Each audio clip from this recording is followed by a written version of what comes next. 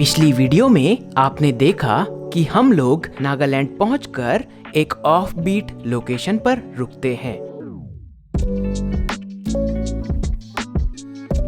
जैसा कि आप लोग जानते हैं कि नॉर्थ ईस्ट में सूरज सबसे पहले उगता है, तो ये है नज़ारा सुबह का द वुड्स लॉज से।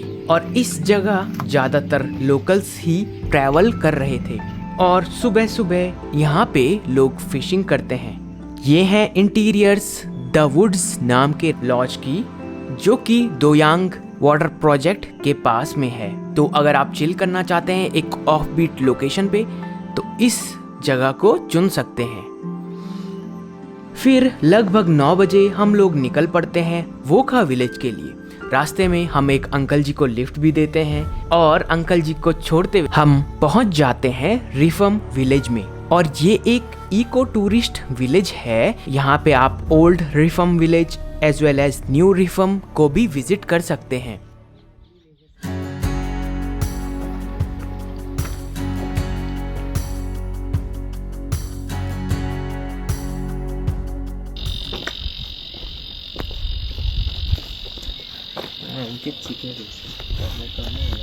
शहद, वो अच्छा, ये इंसान का घर नहीं है।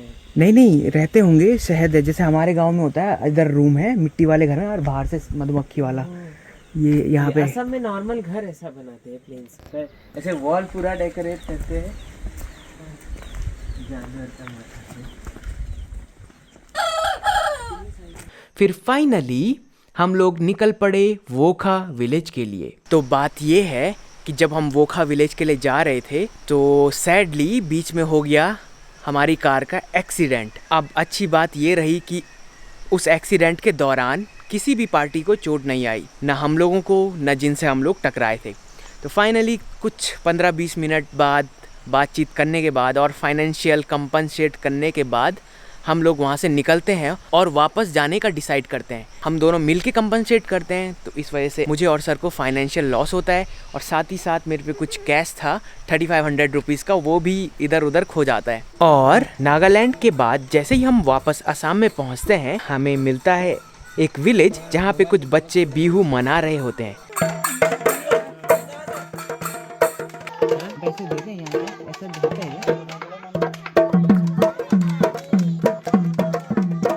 तो उस फैमिली ने हमारा बहुत ही अच्छे तरीके से वेलकम किया और वहाँ पे हमने एक रूरल बिहू देखा। और फाइनली जाते समय हमने उन बच्चों के लिए कुछ मिठाई खरीदने के पैसे आंटी लोगों को दिए। तो अब बात ये थी कि एक्सीडेंट के ठीक बाद मैंने डिसाइड कर लिया था इस ट्रिप को एंड करने का, क्योंकि शुरू से लेकर एंड तक मेरे साथ कुछ ना कुछ गड़बड़ हो रही थी इस ट्रिप में। जैसे कि गोप्रो का ख़राब होना, फिर ये एक्सीडेंट होना, फिर कुछ कैश गुम हो जाना। तो मुझे लगा कि इस ट्रिप को एंड करते हैं। सिचुएशन ये थी कि जो मेरे काउच सर्फिंग होस्ट थे, उन्होंने स्पेशल पर रिक्वेस्ट की थी अपने लैंडलॉर्ड से मुझे उधर रखने के लिए। तो फर्स्ट डे जब मैं उनसे मिला, तो उन्होंने मुझे इनवाइट किया था। उनकी एक इवेंट होने वाला था, बेसिकली उनके फादर की डेथ हुई थी, तो उसके बाद 3 दिन का उधर पूजा करते हैं। तो उसके लिए उन्होंने मुझे कहा था कि आप 22-23 को इनवाइटेड हैं मेरे घर। हालांकि मेरा इनिशियल प्लान था कि शिव सागर में 2 दिन रुकूंगा और फिर निकल जाऊंगा किसी और डेस्टिनेशन पे, बट प्लान्स चेंज हो गए। मैं पहुंच गया नागालैंड और बेसिकली मैं वहाँ पे स्टक ही फील कर रहा था, सैडली और हैप्पीली। वो एक्सीडेंट हो गया और इस वजह से मैंने जो उनके लैंडलॉर्ड थे उनसे भी रिक्वेस्ट की कि सर मैं अब यहाँ रुक नहीं पाऊँगा, और 17 को मैंने बस टिकट बुक कर ली। तो 16 का जो डे था वो अपने पास फ्री था और दीदी लोगों के यहाँ 2 फॉरेनर्स आ रहे थे, जिनको अनफॉर्चुनेटली परमिशन नहीं मिली वहाँ स्टे करने की। तो शाम के टाइम बाहर होटल में रूम दिखवाया और फिर शाम को उनके साथ मैं शिवडोल देखने गया। शिवडोल एक ग्रुप ऑफ टेम्पल है जिसमें 3 मंदिर हैं। पहला है शिवडोल भगवान शिव के लिए, दूसरा है विष्णुडोल और तीसरा है देवी डोल जो कि माता दुर्गा के लिए है। इन मंदिरों का निर्माण लगभग 1734 में बर राजा अंबिका जो कि अहोम क्वीन थी उनके द्वारा करवाया गया था। और एक अमेजिंग बात यह है कि जो हाइट है शिवदोल की वो 104 फीट है और उसके ऊपर एक 8 फुट का गोल्डन डोम मौजूद है।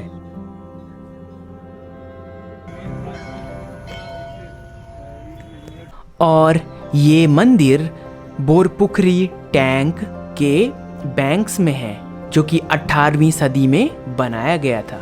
फिर 17 को सुबह सुबह मैं शिव सागर से गुवाहाटी की तरफ निकल जाता हूँ और मॉर्निंग में सर मुझे बस अड्डे तक छोड़ने आते हैं। एंड जहाँ तक मुझे याद है 18 और 19 को मैं फिर से गुवाहाटी में हॉस्टल में रेस्ट करता हूँ 2 दिन। और उन 2 दिनों के दौरान मैं कई और अमेजिंग लोगों से मुलाकात होती है, पर सैडली मैं कुछ भी रिकॉर्ड नहीं करता हूँ। और 20th को फाइनली निकल जाता हूँ गुवाहाटी से दिल्ली के लिए। और 20 को मैंने गुवाहाटी की जो एयरपोर्ट शटल थी उसका यूज़ किया था। सुबह उसकी जो टाइमिंग थी 7 बजे की थी, यानी मैं सुबह 6:30 बजे ASTC पलटन बाज़ार पहुँच गया था।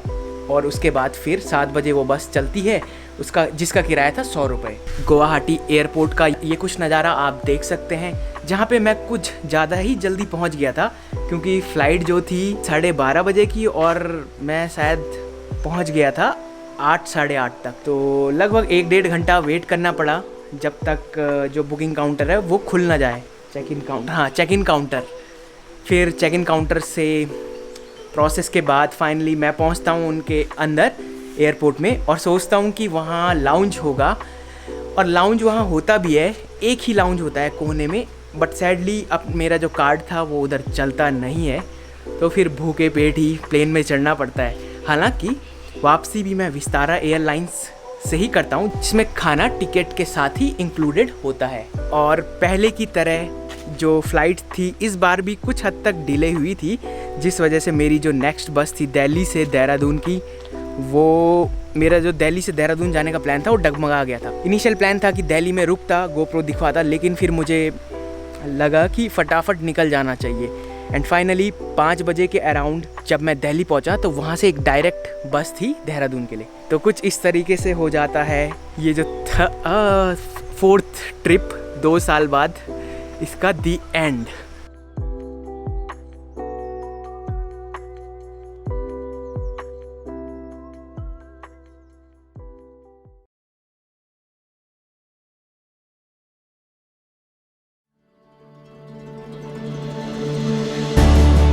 हुसैन भाई के साथ मैं ट्रैवलो एंड अपने भाई केडी फ्रॉम म्यांमार। बट देखते हैं, चावल का खेती ज़्यादा है हमारे हैदराबाद।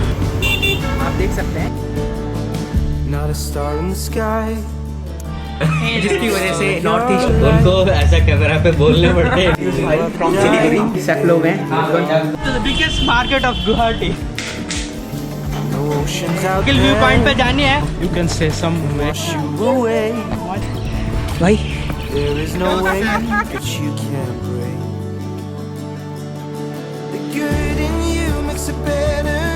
ये दिसपुर है, ठीक है, but he is a kind of traveller. ठीक है ब्रो है।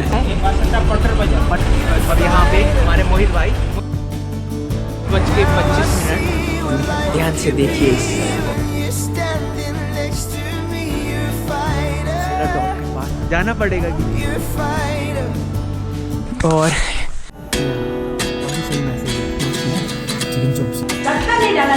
कि यहाँ ताशिद निक बोलते हैं वापस जा रहे हैं।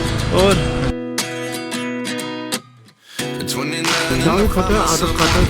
बुगियाल टाइप था।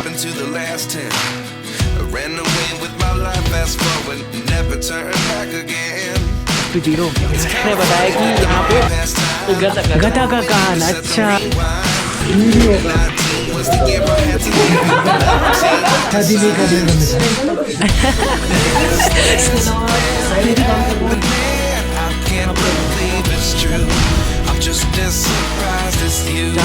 पहुँच गया हूँ हॉस्टल पड़े खतरनाक जर्नी पे। चारों ट्राइब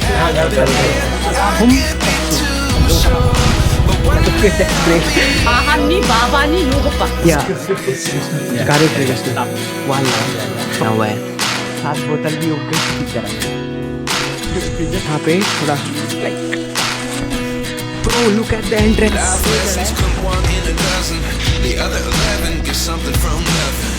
Requirement होती है रात या ओके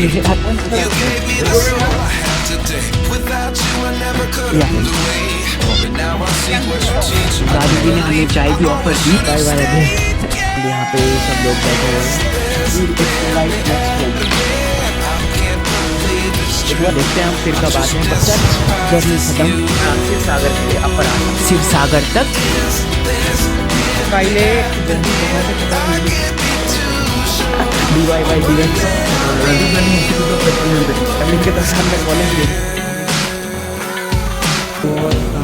तो बहुत अच्छा है बेसिकली आसाम में S2